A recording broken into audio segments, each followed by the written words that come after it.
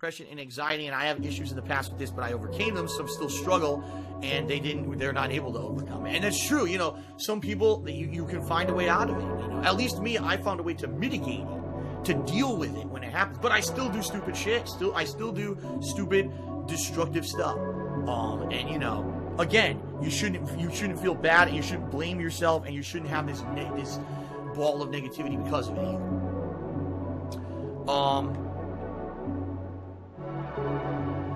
Anyway, thank you, Anonymosaurus Rex. He did a cheer. Jack Spartacus tipped me $3. Thank you, Jack.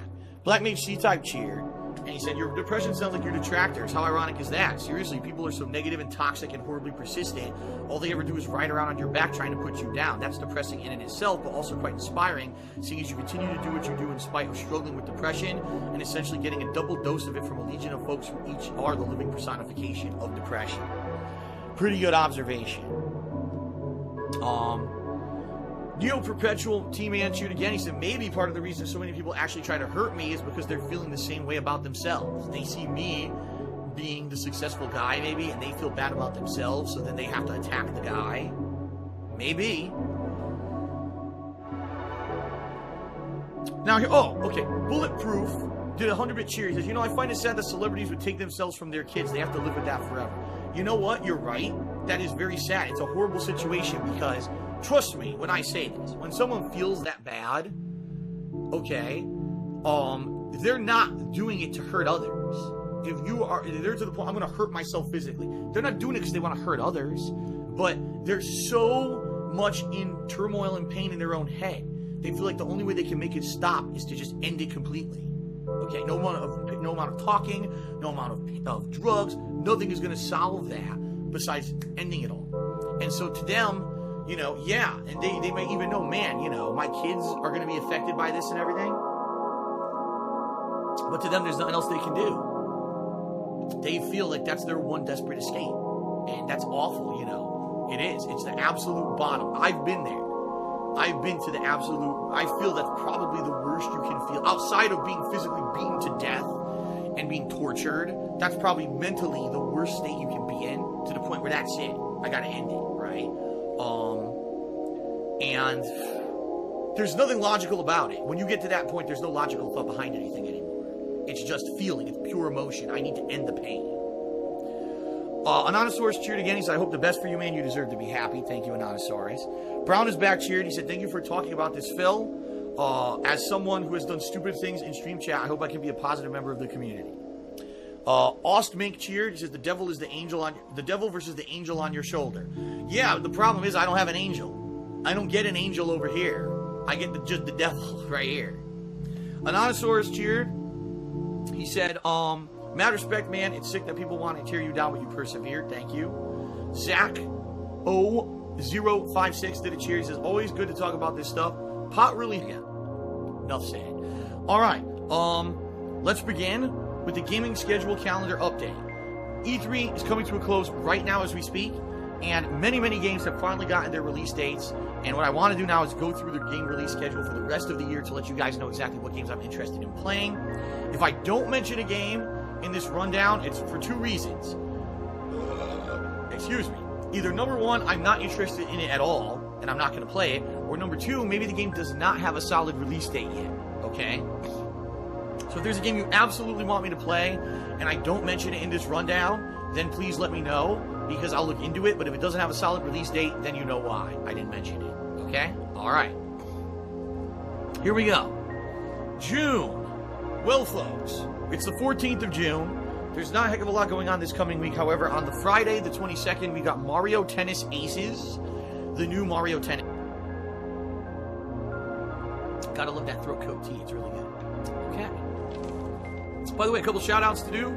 A big bubbling black man says that closing the chat during my final segment about depression on the show would be ideal so I can focus and put out a very serious segment and prevent any distractions. And Hank Hill Propane God, holy crap, haven't seen you around in a million years, man. He's back. He resubscribed for the 4th month in a row. He said, hello, my dude. Haven't been able to come around much, but your royal rat is back. All right, good to see you, Hank Hill. And thank you for the support, of course.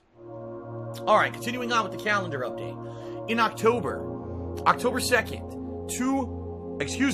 3 releases on October 2nd. We've got Fist of the North Star Lost Paradise. I've never played a Fist of the North Star game before. People are saying this might be one I want to check out, so I got it on my radar. Mega Man 11, that's a definite I'm playing.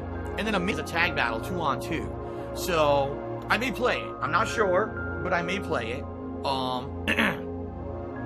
So, I'm considering it. On the 14th, Shadow of the Tomb Raider. This is one that's a big maybe for me, because I actually really liked the Tomb Raider reboot from years ago. I did not like Rise of the Tomb Raider a couple of years ago. I thought it was the same exact game. It was boring. So I don't know if I'm going to be doing that one. But it's on the schedule, okay? And then on the 21st, Spyro Trilogy. So the Spyro remastered games, I've already played Spyro 1 last year, so that means this year I'll be starting with Spyro 2. And yes, I may also play Spyro 3 depending on time constraints, okay? And then on the 28th of September, Code Vein. That's right, the game that everyone is saying has Dark Souls-esque comparisons, but it's anime style. So we'll see how that goes, but I'm going to be playing Code Vein at the end of September. Gotta love that throat coat tea, it's really good. Okay. By the way, a couple shout-outs to do. A big bubbling black man says that closing the chat during my final segment about depression on the show would be ideal, so I can focus and put out a very serious, segment and prevent any distractions. And Hank Hill Propane God, holy crap, haven't seen you around in a billion years, man. He's back. He resubscribed for the 4th month in a row. He said, hello, my dude. Haven't been able to come around much, but your royal rat is back. All right, good to see you, Hank Hill. And thank you for the support, of course. All right, continuing on with the calendar update. In October 2nd, 3 releases on October 2nd. We've got Fist of the North Star Lost Paradise. I've never played a Fist of the North Star game before. People are saying this might be one I want to check out, so I got it on my radar. Mega Man 11, that's a definite I'm playing. And then a maybe would be Forza Horizon 4. You know, I played Forza Horizon 3, and there was a lot I liked about it, and a few things I didn't. But in general, I did actually really like Forza Horizon 3. However, sadly, some things have changed since then. If I were to play this game, I'd have to turn off the music, which would really stink, I think. So I'm debating playing it, but I'm not 100% saying I am. It's kind of, I'm on the fence about it, okay? Okay. By the way, shout out to Big Jeff Productions who just subscribed to the channel. Thank you, Big Jeff Productions. Appreciate that. Then, on the 5th of October, we've got Assassin's Creed Odyssey. Yes, I'm playing that. On the 12th of October, we got Call of Duty Black Ops.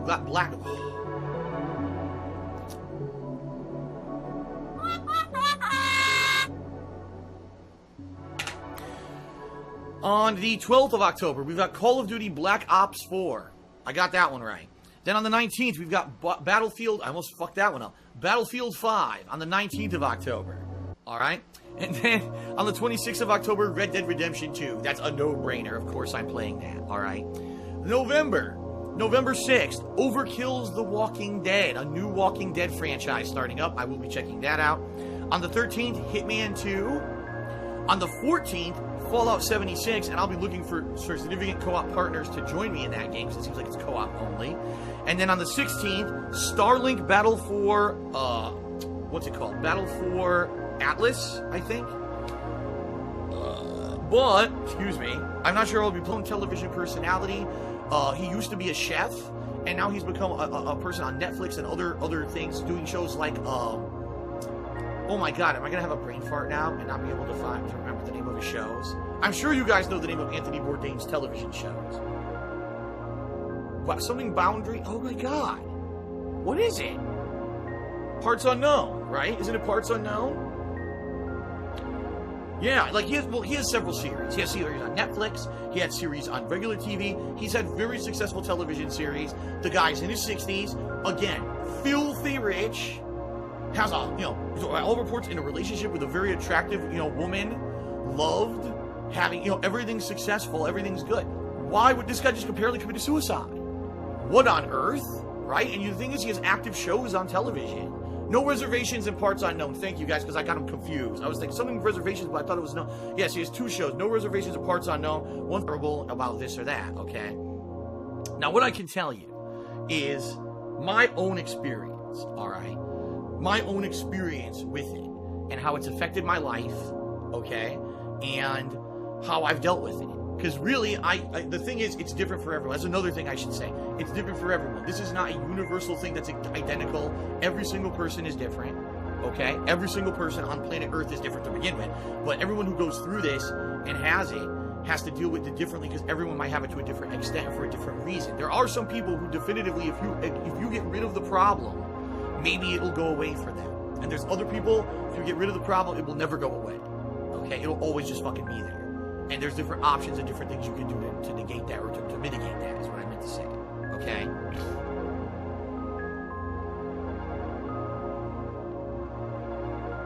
Alright. And by the way, I see people are cheering. I'm not going to read those because I want to focus on what I'm talking about. Alright? Again, this is serious. I just want to get through this before anything. Okay? So, all this being said, in my case, you know, back in high school, I started having feelings, you know, of self-doubt and things like that. And that's normal. When you're in high school, that's like the time of your life when you're just riddled with emotions. Having her in my life makes my life a hell of a lot better. It does, because, you know, I was at a low point last year, and if things didn't turn around, you know, I don't know what would have happened. It was coming back, real talk, it was coming back bad. It was coming back really bad for me, with the negative stuff that happened to me last year.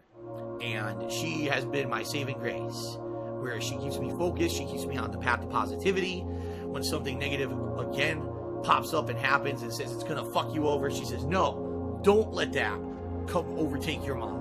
You have to focus on the positive. You have to focus on being here with me. You have to focus on being here on the positivity when you get to stream and you have fun on stream and stuff. And having that positivity and having that support means the world, and it changes things. You know, it does. And it doesn't have to be a significant other. Like I said, it could be a friend, it could be a relative, it could be a family member. If that person could be the person to pull you out, that's what you really need, you know. Alright, guys. I think that's enough for me. You don't want to see me, you know, crying like a fucking baby here. Yeah, exactly, Asian entrepreneur. Who's cutting onions? Did someone just start cutting onions in my house? I think someone's cutting onions downstairs. Alright. Final cheers from a couple people here. Your Perpetual Man says, maybe others feel that they only have a devil on their shoulder and forget the fact that they are their own angel. That got very deep. Gibby Pats, excuse me. Sorry, I'm tearing up. I can't even read. He cheered. He said, you always have our support, DSP. Thank you very much, Gibby. And a big bumbling black man cheered. He said, you got a good woman, Phil. Don't lose her. I don't intend to. All right, guys. Thank you very much. It's been a great podcast. What a bunch of crazy, topics we talked about today. A wide variety of topics. I hope you enjoyed. I told you it was going to be our longest podcast ever. I've been broadcasting since 10:15 a.m. It's now 4 p.m. Worthless specimen. Get that ass banned.